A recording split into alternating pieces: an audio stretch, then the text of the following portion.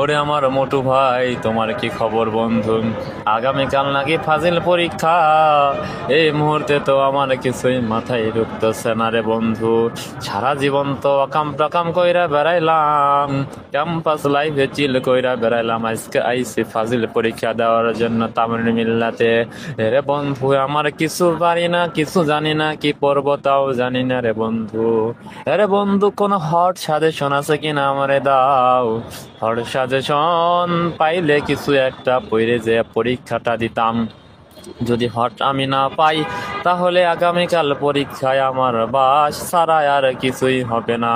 আরে বন্ধু, আমারে হট দিয়ে দাও, না হইলে কিন্তু আমি ফেল করব বন্ধু। দয়া মায়া করে আমারে হট সাজেশন তুমি সাপ্লাই দাও। এরে আল্লাহর গোলাম, আমার কাছে তো হট চেয়ে লাভ নাই। তুমি যেই নৌকার মাঝি, আমিও সেই একই নৌকার মাঝি।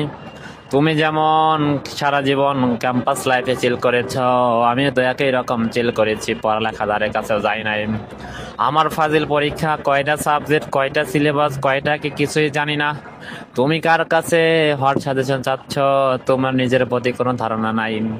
তুমি যেই গোয়ালের গরু, আমি সেই গোয়ালের একই গোয়ালের গরু, বরং তোমার থেকে অবস্থা আমার বেশি খারাপ। তুমি যার কাছে সাজেশন চাইছো, হট চাইছো, সে নিজেই একটা হট হয়ে গেছে। পড়ালেখা মাথায় ঢুকতেছে না, কি করবে সে নিজেও বোঝে না। তুমি ভুল জায়গায় ডায়াল করেছো। তুমি সঠিক জায়গায় ডায়াল করার চেষ্টা করো, কিছু পেলেও পেতে পারো, পেয়ে আমাকে দিও, আমি একটু পড়তে চাই।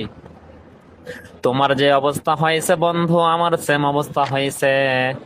তুমি পাইলে আমারে দাও, আমি পাইলে অবশ্যই তোমারে দিমো। কালকে দুইজন একসাথে বাস খামো, কোনো ব্যাপার না।